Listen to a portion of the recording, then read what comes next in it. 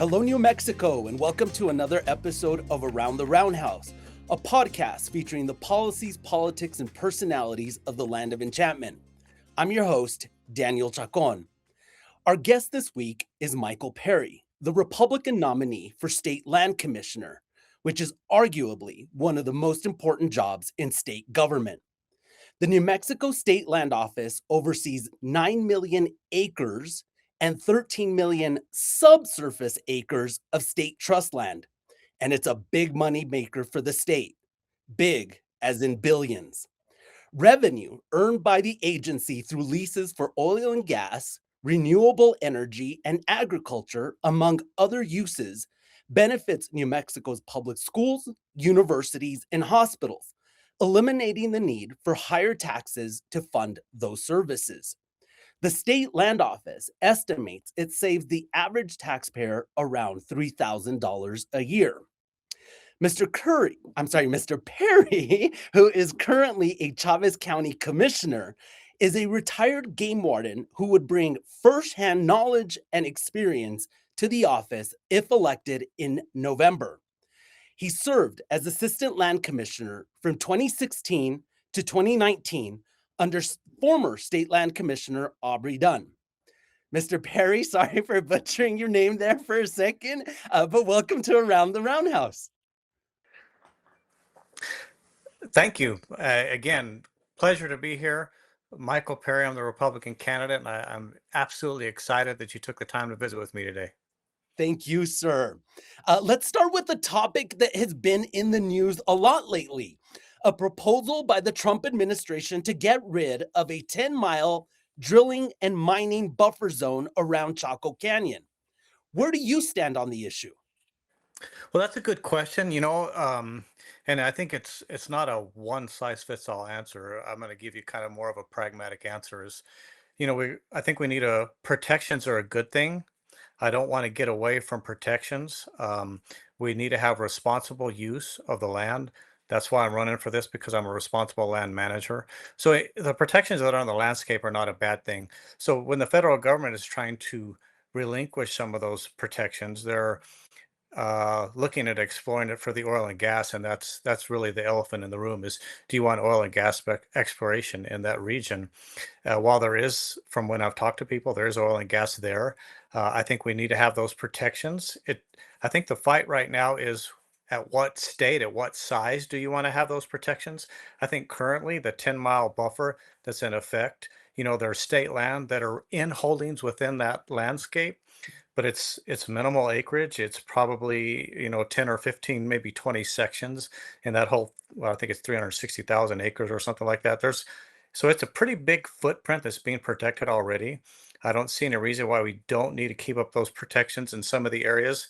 I look at it like if the Bureau of Land Management ends up opening that for oil and gas exploration, the state land office is minimal checkerboarded areas, and there isn't going to have a lot of impact to the region. The other thing that you need to you think about is, the last within the last week, I've been to two different feast days.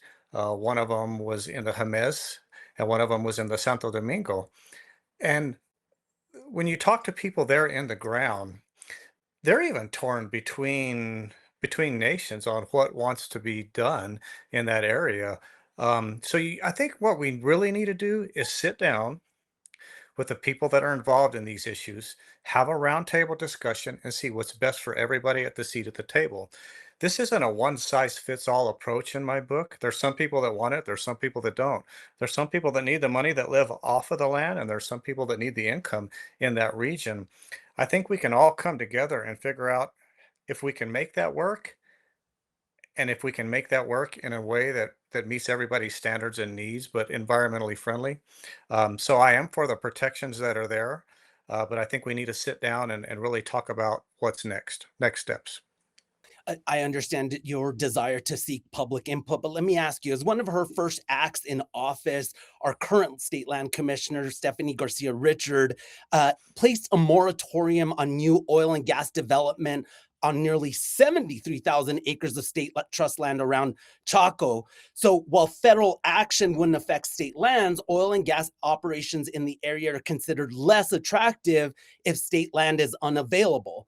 So I understand, again, you're saying that we should seek public input, but at this point, would you keep the moratorium in place or repeal it? I think we probably keep it in place for now. I don't think that there's necessarily a need to, but keep in mind, you're almost asking me what if questions because we don't even know if the BLM is going to do what they're going to do and if the state land, in fact, is going to be come into play. I'm saying right now, I don't have a problem necessarily with the protections that are there. From what I understand and the research I've done, I think that the Navajo Nation agreed to a 5 mile buffer and they had it all worked out. And then the Biden administration went to a 10. So it was agreed upon before on a lesser of the two restrictions. So again, I think we need to go back and sit down and visit that. It's nothing set in stone at this point, and we're kind of asking a question based on some what ifs, so to speak. Okay. Well, let's move on to another topic that's been in the news, and that's Project Jupiter. Last month, again, Garcia Richard, who is the current land commissioner, again denied a request to run a portion of a natural gas pipeline through state lands to service the proposed data center. If elected, here's another if, would you give the applications for two rights of way and a business lease on or across New Mexico state trust lands a thumbs up or a thumbs down? Well, I think again, you got to look at it. I think you have to remember what the state land office is supposed to do, and it's two things. It's one, it's supposed to create economic drivers that benefit the school children, the beneficiaries, the public hospitals. So that's one thing you got to look at first. The other thing is you got to make sure you take care of the landscape for future generations so they can necessarily do the same things in the future. So I'm not against Stephanie Garcia Richards. I'm not running against Stephanie Garcia Richards, but what I am running on is let's sit down and have a reasonable approach to this.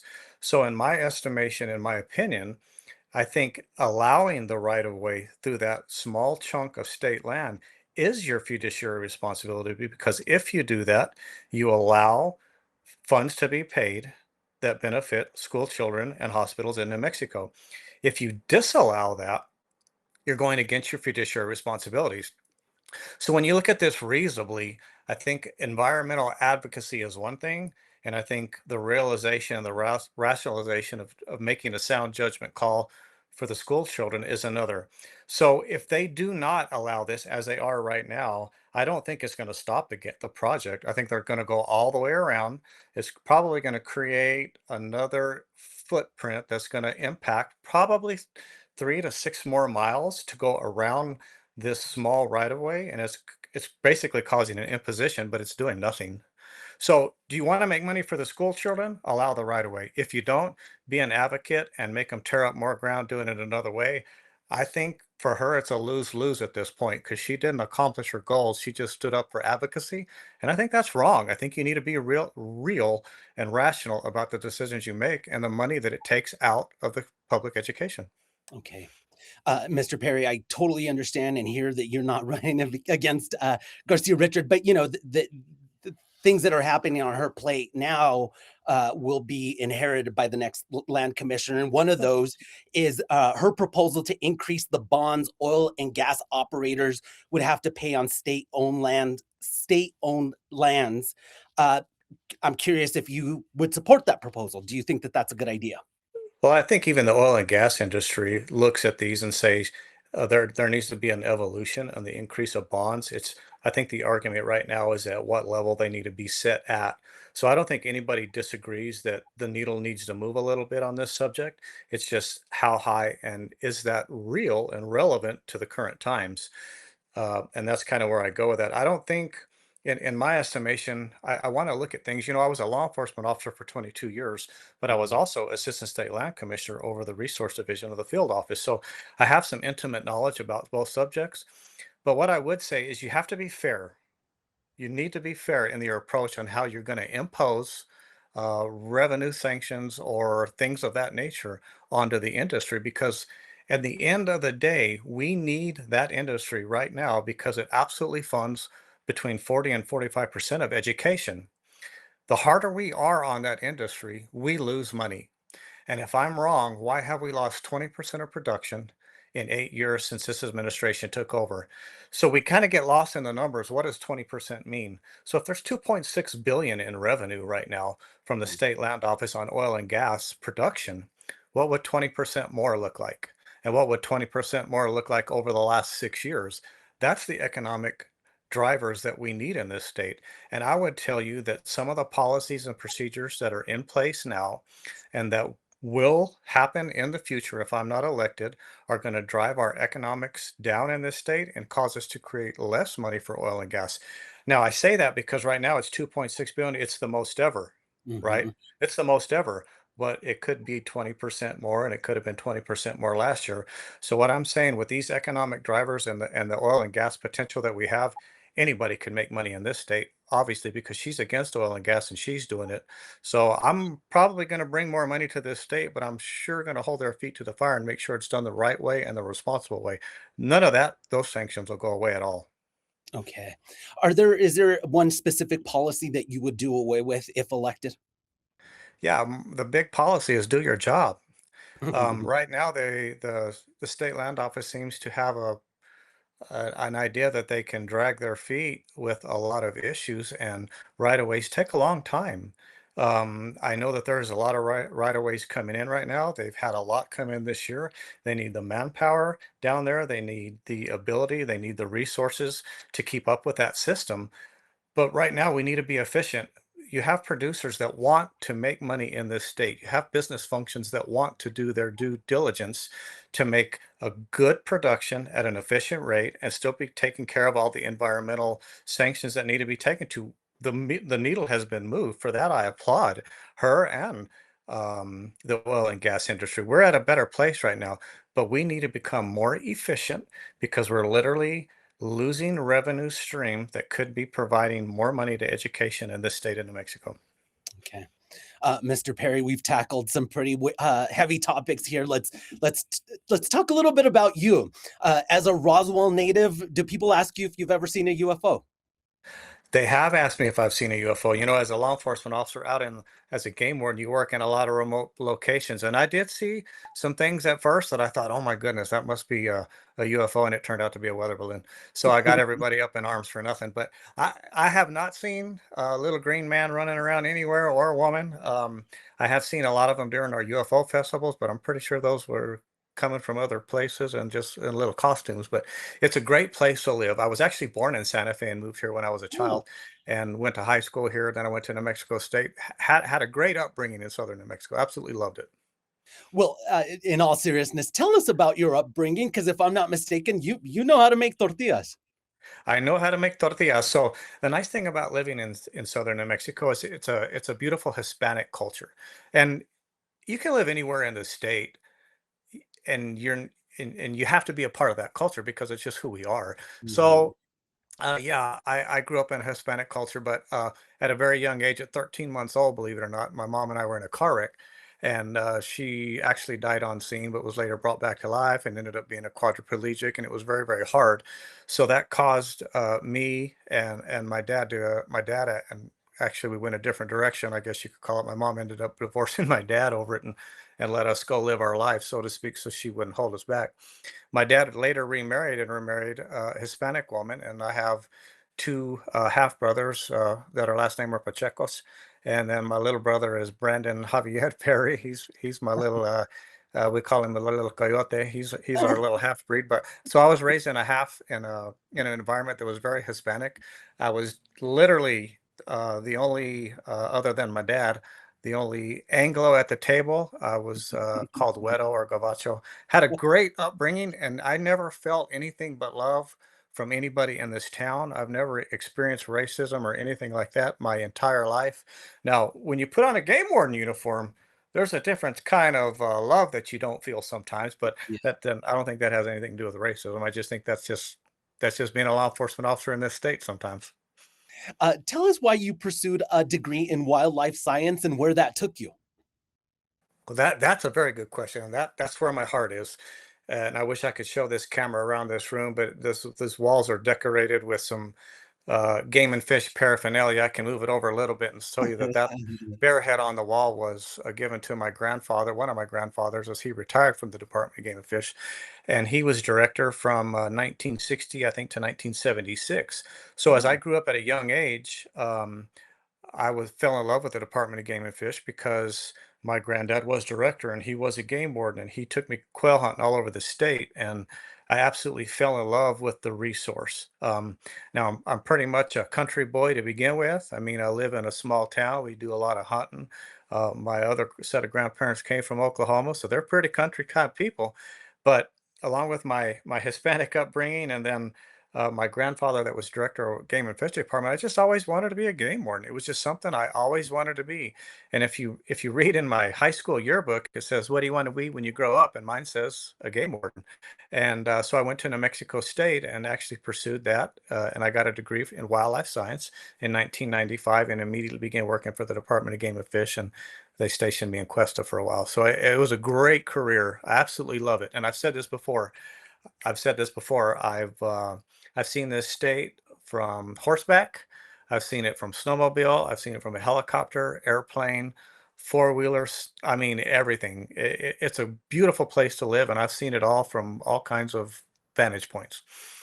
How lucky you are to have I experienced our I'm beautiful absolutely state. lucky. I'm blessed. Yes, I got to stalk fish one time out of a helicopter. I mean, Oh, that's wow. pretty cool. That's pretty cool.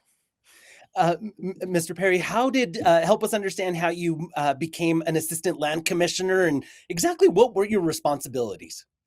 Well, that's a very good question. So I'm true blue law enforcement my whole life. I was in as you know, as a game warden, and I worked my way up the ranks from district officer to district supervisor to I was an assistant area chief or lieutenant at one time, and then I was promoted to Santa Fe as major of Southern Field Operations.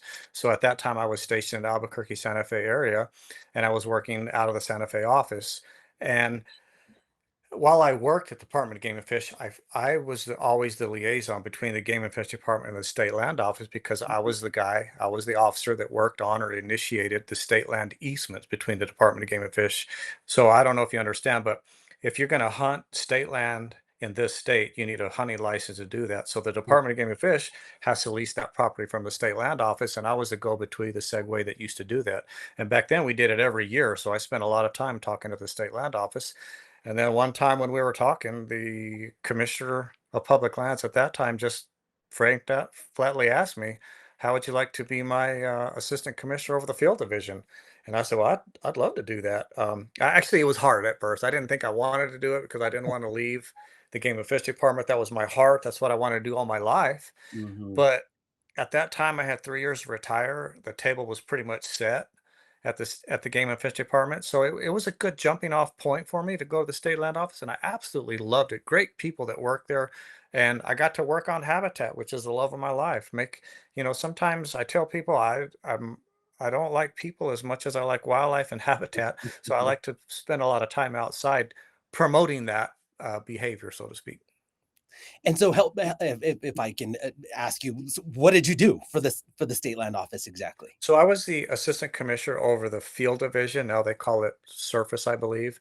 And so I was over the restoration or remediation of the 9 million surface acres that we have. I was doing the restoration projects, the habitat projects, the watershed management projects, trying to decrease invasive woody species around urban areas. Like we did a big project in Lincoln and southeastern New Mexico because we were always worried about catastrophic fire events hitting small towns. So all the state land that was around cities, we drastically worked on those to lessen that fire propensity. Let's switch topics here a little bit because November is right around the corner. You will face Democrat Juan de Jesus Sanchez the Yeah. third on the ballot. What sets you apart? Experience, period. I've got 33 years of experience, 22 years as a LEO at Department of Game and Fish, 3 years as Assistant Land Commissioner, 4 years as the Vice Chair of the Chaves County Commission, and 12 years of experience with my private business called Wildlife and Habitat Prescriptions, where I do everything I did at the State Land Office of the Game and Fish, but on the private side. I also sit on the Public Lands Advisory Committee for the National Association of Counties, where I lobby in Washington, D.C. for all of our public land needs. So my experience is literally longer and deeper than he's been alive. Um, Nothing against the guy. He just doesn't have the resources to draw on to even answer some of the basic questions, I think, because I've lived them and I absolutely love them.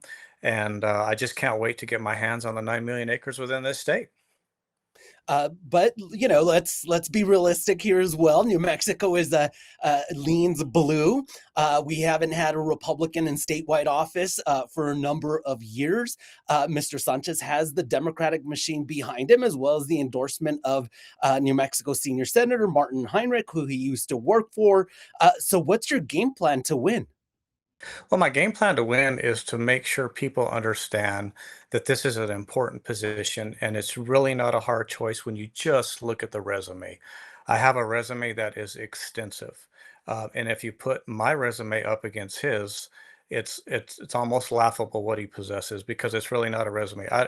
I don't know what he even does for a living, and I can tell you what I've done every day of my life. So I realize there's a Democratic machine behind him, but I don't slight the New Mexicans of being able to research and make a well-educated and informed decision on a candidate. It's really not that hard if you really look at what people have done and what they're gonna do. And I didn't even talk about the access projects that I've done to get hunters and recreation users back in the field. But it's not, can I do it? I've already done so much. And most of the candidates are talking about what they're going to do for the people. And I can tell you what I've been doing for 33 years for the people and for the resource. So I'm I'm just praying that people will look around and see that there is a candidate with a incredible life experiences, an incredible relative specific degree that has to do with this. My degree's in wildlife science. I've been working on watershed management my whole career. I would challenge anybody, and that's one of the reasons I didn't have a Republican primary, is there was several other that were going to run against me, and I just sat down with them and said, "Hey, if you think you can beat this resume, bring it, because I don't think you can." And so I didn't even have a primary, and it's not because there wasn't other that were going to run, because there was. And sir, have you been out? I mean, New Mexico is a big state, as you know firsthand. Have you been out campaigning in different parts of the state? I would encourage you to look at my Facebook page, Michael Perry for Land Commissioner, because there are posts all over the state. I told you I was at two of the Native American feast days in the last 5 days. I'm going to be in Lee County Fair and Rodeo tomorrow. I was in Ruidoso, Albuquerque. I mean, I've been everywhere. That's just this week. Next week, I'm going to Reserve, New Mexico. I've been to every corner of the state, and I'm not planning on stopping at all. Please look at my Facebook post or go to my website at Perry 4 the nmland.com and check me out, and you'll look at the posts and you'll see, man, this guy has an absolute relevant experiences that pertain to exactly what we're talking about. And you had mentioned earlier that there was a topic that you wanted to discuss, and that was, if I heard you correctly, access for hunters and anglers. Did I understand that correctly? Yeah, so one thing that I worked on, and I realized this when I was at the Department of Game and Fish, is there was always a communication barrier between the land use agencies and the recreation users. And you can take that recreation user as a fisherman, a hunter, a backpack, whatever. But there was just an issue on the communication basis. So what I did is I went in and I established areas that we did not have access, and I created access. Some of those were by gaining a rights of ways, which I got actually, believe it or not, Rocky Mountain Elk Foundation purchased one of them. Dallas Safari Club helped purchase another one. And what we did is we made a right of way into large tracts of state land that would allow access for multiple users. And I did that at least 4 times in the last 4 years of my career. And it created 100 sections of access that were literally unaccessible. And 100 sections, one section is a mile by a mile by a mile. So 100 sections is literally 100 square miles by 100 square miles in 4 different areas. So when I say I, people shouldn't have to think, what can this guy do for me? Because that's what I have already done for you. And I'm going to do a lot more of it while we're taking care of the habitat, watershed, the landscapes, and the people that live off the land are going to have more of an experience when they're on state land. You mentioned earlier being born in Santa Fe. If elected, would you move to Santa Fe or could you do the job out of Roswell? Well, I think you could live wherever you wanted. You only have to, I think, by statute, be there twice a year. But absolutely, I'm going to move to Santa Fe because we need a leader in the office that looks at all issues, all landscapes, and take care of the people and the different cultures. Most of the time in state government, they have a top-down approach, and it's just not fair, that top-down approach. They make a decision that fits all. I want to make decisions that fit the cultures, that fits the area. And the only way you're going to do that is by traveling the state and talking to people, but also by being at a central location where your door's always open and you can talk to the constituents. Just curious, going back on you being around the state campaigning, what are what are constituents? What are the residents of New? What are you hearing from the residents of New Mexico? What do they want from their state land office? So that's a very good question. What they want from the state land office is an open door policy and somebody to visit with and communicate about their issues. But they also absolutely, when I talk to them, they absolutely love my background. They love my experiences, and I haven't been told by anybody yet that I didn't have the resume for the job. About 10 days ago, we were at the Mora Fiestas and just had an incredible experience. The people there were very communicative with us. We had lots of great experiences. We stayed an extra day, ate there. We actually went to church there the next day. People in church recognized us from the parade. It was an incredible experience. And don't be surprised when you go through Mora and you see my signs hanging up because the constituents there are very conservative. If you think about it, they love their family, they love their values, they love their culture.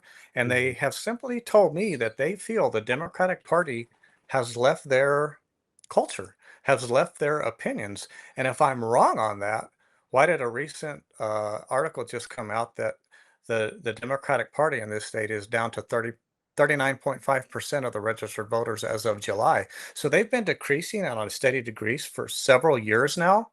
I'm not saying that they're registering as Republicans, but our numbers are up. Independent numbers are definitely up because I think that's where the power is now.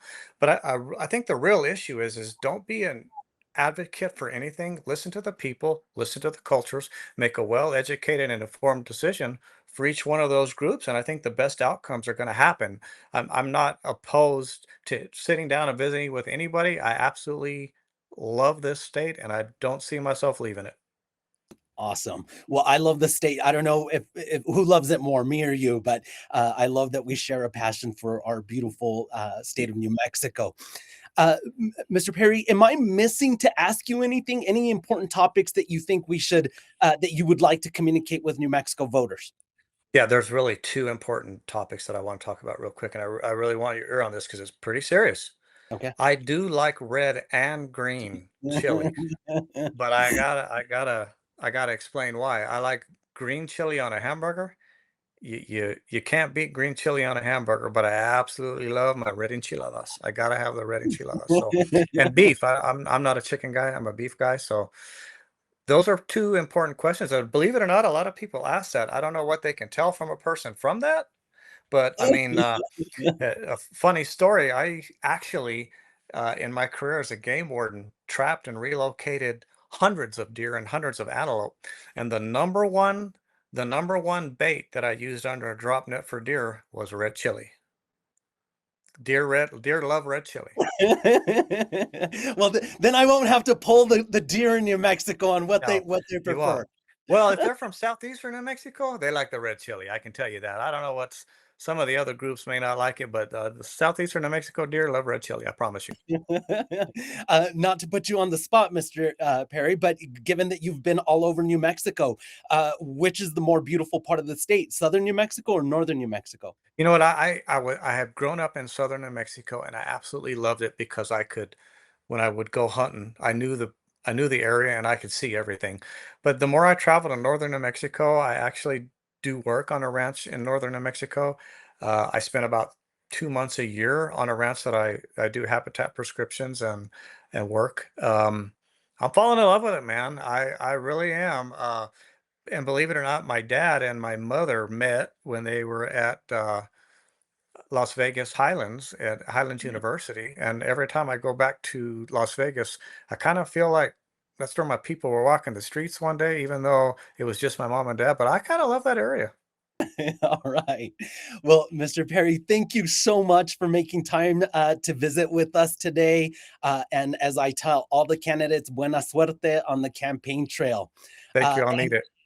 I'll need it. and well, and again, thank you. And thank you as always to our viewers and listeners for tuning into Around the Roundhouse. Special shout out to my brother, who is a loyal watcher and listener. But thank you to everyone for tuning in. Join us every week as we talk to newsmakers in the political realm by subscribing to our podcast through Spotify, Apple, YouTube, or wherever you get your podcasts. For the latest developments, including our coverage of the race for state land commissioner, follow our coverage online at santafenewmexican.com, where you can also subscribe to our political newsletter, The Roundhouse Report. Until next time, I'm Daniel Chacón, and this has been Around the Roundhouse.